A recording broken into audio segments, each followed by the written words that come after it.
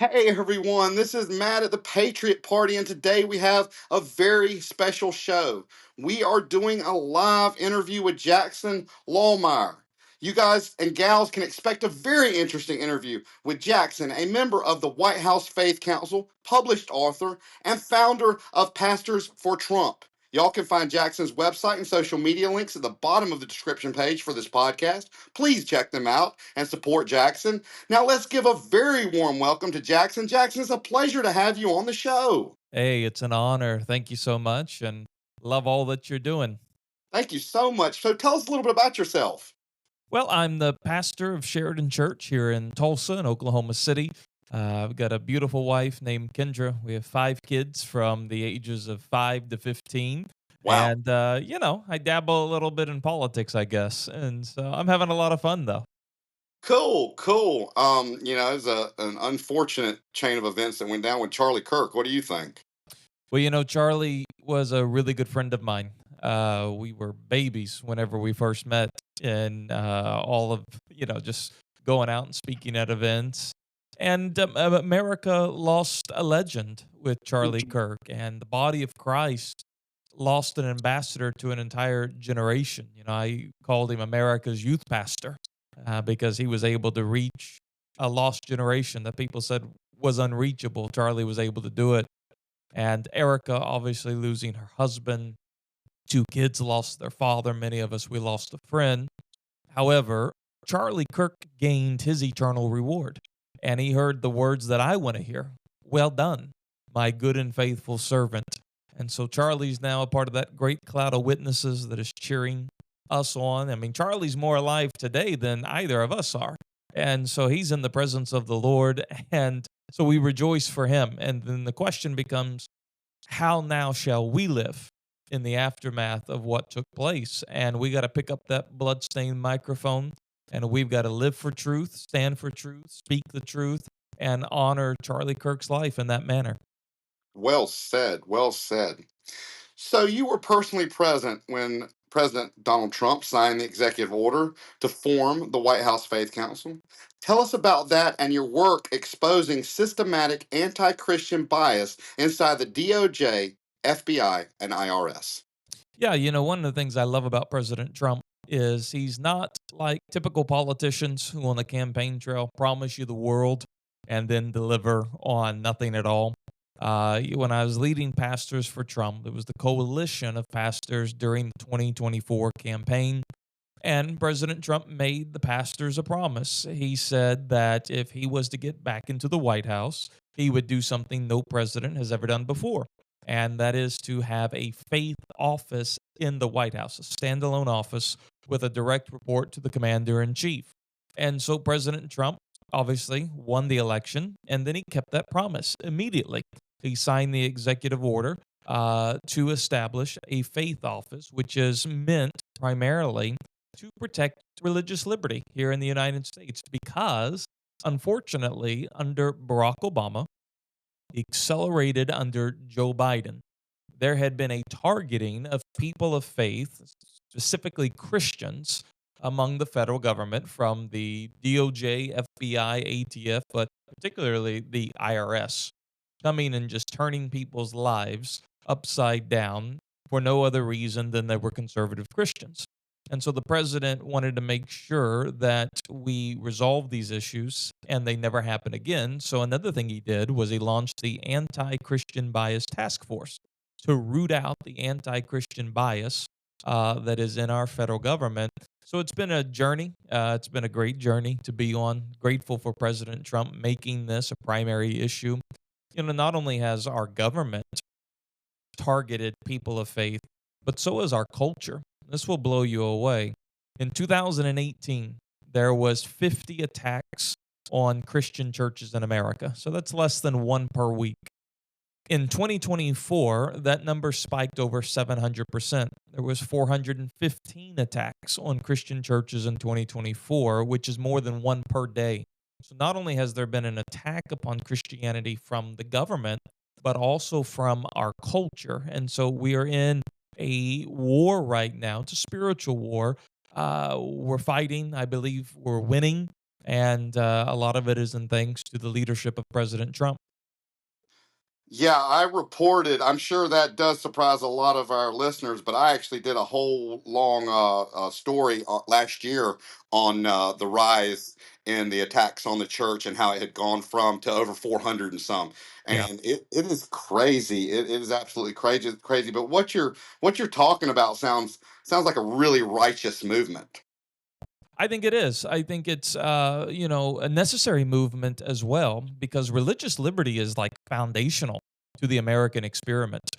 It's why it's in the First Amendment. It's just as nobody should get in between a patient and their doctor. Well, nobody should get in between a person and God, especially the federal government. That is not the role of the government at all. In fact, that is to be protected by the government, that your relationship with God is not infringed upon or you are not targeted because you have a relationship with God. Unfortunately, the radical left has just, they hate God. So they don't want people to have a relation. They want government to be God. Let's just call it for what it is. They hate God. They hate the people of God and they want government to be God. And so they attack religious liberty, but it's foundational to America. And yeah, it's a righteous movement, I believe. Well, I mean, what you just said is it goes right along with all these, and I'll call them like I see them, evil, sick people that are cheering on and celebrating the death Right. of Charlie Kirk. You know, you don't have to agree with somebody's ideologies, but like you said, he left a wife, a kid behind, and you should never celebrate the death of somebody just for having a different opinion. This country was founded on different opinions and debating and coming to a common purpose and compromise. Yeah. Well, I mean, it just goes to show you they're not exposing Charlie Kirk. They're just revealing who they are, what's inside their hearts, and wickedness, evil. And unfortunately, it's all around us in the world that we live in. And so we have to fight the good fight of faith like Charlie did. Charlie was effective. That's why they took him out. They didn't take him out because he wasn't effective. They took him out because he was effective. He was so good at being able to reason with people and change the minds and the hearts of so many young people. He was a threat to the radical left. He was a threat to their agenda because they thought they controlled this next generation, that it was their generation. And Charlie Kirk was kind of like a major hurdle for the radical left. And so we have to continue his mission, though. You know what gets me about these people, and they don't even see it. You know, you always hear that any publicity is good publicity, at least in my experience, unless you're in the food industry and it's a foodborne illness.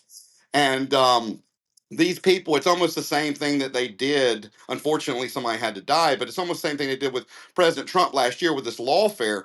It's like what they're doing by continuing to push this hate is turning more people to in the other direction. They're actually doing what you're standing for and what I'm saying. They're pushing. They're helping us. Absolutely. It backfires. Yes. It's God takes what the enemy intended for evil and God intends it for good. And God has this unique ability of making all things, even the bad things, work together for good. And so we've seen that multiple times from President Trump's lawfare and assassination attempt to this with Charlie Kirk. It has totally backfired. The devil overplayed his hand, which he always does. He always does. And so it's only growing the movement. It's only strengthening the resolve of those who are part of the movement. It's unfortunate that, Charlie had to pay with his blood for this.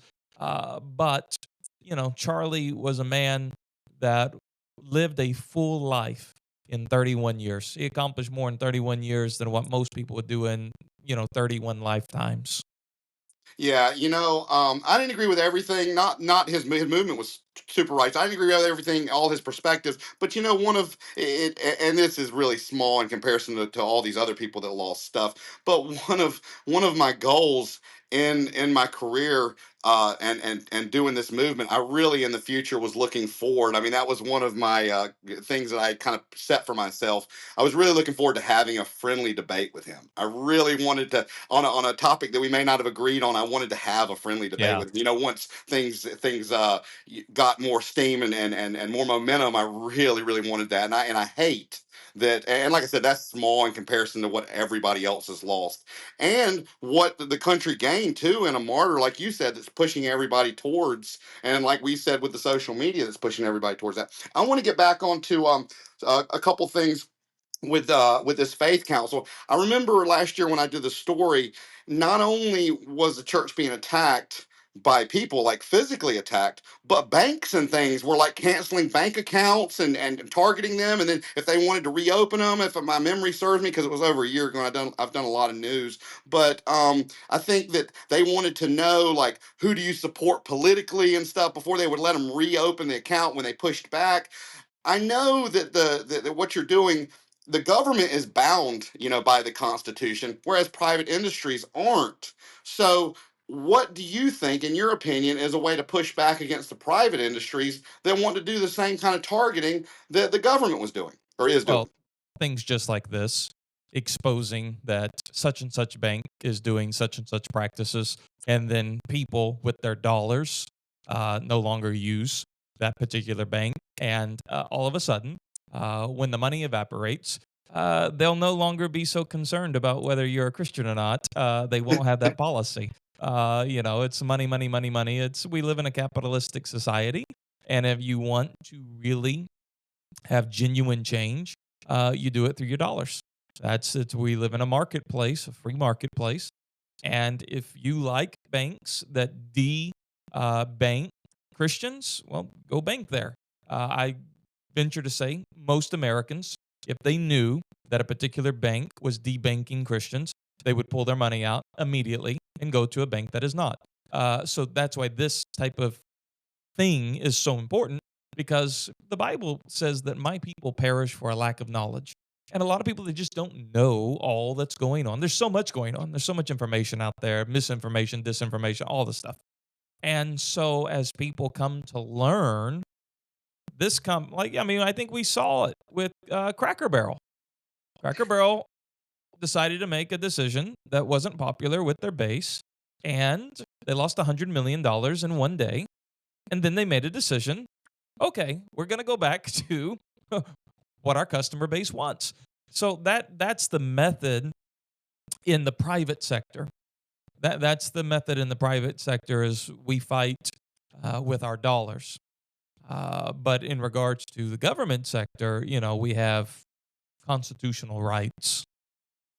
Yeah, when you said about informing people and that sort of thing, it kind of speaks directly towards the next step in this movement. We're actually looking at doing a nonprofit organization to help the youth actually kind of take it before Charlie got a hold of it in college and grab it right by the reins and kind of help teach youth the Constitution and civics and how to gauge if their politicians are doing what they're supposed to and if the laws abide by the Constitution.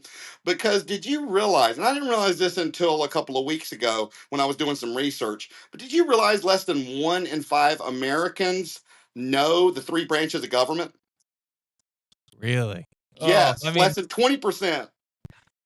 wow. I mean, I'm not. I guess I shouldn't be surprised. I am a survivor of the Oklahoma public school educational system, but I know the three branches of government. So, wow. Okay. Yeah, so we feel like it's something that needs to be done, and it'll help us be able to give back to the communities, kind of like Charlie did, but at a younger age. Yeah. Good.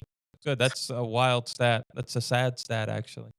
So I've got a question on kind of a technicality of the White House Faith Council. How did President Trump get around legal hurdles of the separation of church and state, but it being a government entity? Yeah, well, there is no legal hurdle, because separation of church and state's not in any of our founding documents or our legal documents. It's in a letter from Thomas Jefferson to a group of pastors that were called Danbury Baptist in Danbury, Connecticut. And these pastors wrote Thomas Jefferson with a concern. In 1802, they were concerned that the federal government was going to institute a state run religion like in Europe. Like in Europe, if you lived in Italy, you were Catholic. If you lived in Germany, you were Lutheran. If you lived in England, you were Anglican. And so the Danbury Baptist in Danbury, Connecticut, wrote a letter to the President of the United States, Thomas Jefferson, and said they were concerned about that. And Thomas Jefferson wrote them back. And Jefferson said, "You don't have anything to worry about. We've built up a wall of separation between the state and the church," meaning the state will not dictate the affairs of the church. But there is no such thing in regards to faith not having a role within the government. That's just I mean, that's just an impossible. Most people in the government have a faith for the most part. Some people do not, but most do. And so there was no legal obstacle or hurdle because it doesn't exist. Okay, okay, cool. So, do you think, in your opinion, that I know you said that the radical left kind of look at government as God instead of God as God? Do you feel that the radical left attacked Christianity because they felt threatened by it? Yeah, well, the Christian faith is the most dangerous institution to the agenda of the radical left. You got the radical left agenda is to have government serve as God. The radical left agenda is to invert and pervert human sexuality. The radical left agenda is the killing of the innocent. I mean, I could just, go on and on and on and on. And all of these things are opposed by Christianity. And Christianity is the dominant religion in the United States of America. So it's the greatest threat to their agenda. And so what they want to do is target Christians. Notice that mosques do not ever get attacked, and Muslims are never persecuted by the federal government for being a Muslim. But Christian and churches are. So that should tell you something. A lot. As the founder, tell us about Pastors for Trump. Yeah, it was a effort to mobilize the largest voting bloc in America, which is the evangelical voting bloc. Evangelicals just don't turn out to vote very well. So the idea was, what if we mobilized pastors to mobilize their congregations? If we get pastors to tell their people, you got to get out and vote your values. And if a Christian votes his or her values, they're going to vote for the Republican nominee. Whoever the Republican nominee is, an evangelical will vote for if they vote their values, because the Democratic values and Christian values, they're irreconcilable. They cannot mesh, they cannot flow together. They're irreconcilable value systems. And so we mobilized over 10,000 pastors in all 50 states, and we saw the numbers. Evangelicals turned out in mass to vote for Donald Trump back in November. 9 out of 10 evangelicals voted for President Trump, helping get him across the finish line. So it was a great success. It was an honor to be a part of. So, what do you think about these churches that are hanging gay pride rainbow flags up and saying we welcome all? They're not real churches. The church is Uh, built upon the Bible, and the Bible is explicitly clear about human sexuality, about the issues of gender, marriage. Now, obviously, our church, my church, we welcome all people. We welcome all people. That's, you come just as you are. But here's the thing: when you come to God just as you are, if you truly come to God, you will not stay the way you are. God loves you so much that he changes all of us. We are all in desperate need of transformation. And so these churches that are hanging the pride flags and all the different things, they don't hold to the scriptures. And if you don't hold to the scriptures, you're not a real church. That's just the bottom line. And so that may come across a little harsh to those churches, but it's the truth nonetheless. I mean, I'll tell you what my opinion is. My opinion is you don't pay taxes. You are tax exempt on on being on your beliefs, and your bylaws to me are the Bible. So if you go against your bylaws, then I feel that you should not be offered that tax exempt status anymore, because you are going against what you claimed when you got tax exempt status. Yeah, I mean, the Bible, it's not one of those issues that's a gray issue. The Bible is explicitly clear from the beginning of the book to the end of the book, in the Old Testament, in the New Testament. You don't have to be a rocket scientist to figure out God's message on human sexuality, marriage, and gender. You don't have to have a degree in theology. It's explicitly clear. And so, if you say that the scriptures are your standard, and then you are embracing same-sex marriage, gender mutilation, those type of things, you're being dishonest because the two are irreconcilable. So, can you tell us what churches must do to reclaim cultural influence and how platform culture is destroying real leadership in both ministry and politics? I think we have to be different. I think that if we are different, we can make a difference. But there's this idea that churches must be relevant. You'll hear that word a lot in church training seminars. You got to be relevant to the culture. And there is some truth to that. Yeah, you do have to be relevant to the culture. But you can become so relevant that you are actually irrelevant in the culture if you look like everybody else, talk like everybody else, think like everybody else, behave like everybody else. You are not different and you're not going to make a difference at all. And so, if we will live out our faith, we'll be different than everybody else. If we truly are following Christ, Christ was different. That's how he stood out. Some hated him for his difference, others embraced him for his difference. And so, if we will authentically live out our faith, we will be different than the world around us. But it should attract people because we are different, because we have joy in the midst of trials. Well, that typically is not how it is. Typically, when you're in a trial, you're miserable. Not the same for Christians. We're to count it at all joy when we go through many trials. We have a hope that, like at Charlie Kirk's memorial service, that was a celebration of life. That was not a mourning of his death. It was, we have a hope. We know where Charlie is and we know where we're going. And so these things, if we will implement them and live by them, will be very attractive to those that are watching us. You know, I'm glad you just mentioned that about it being a celebration. I actually verbatim commented on some influence haters this morning on social media that were like, "Wow, did the memorial have fireworks?" Because it was a celebration of life, of accomplishment. Yes. Yeah, and it's we don't grieve and mourn like those without hope.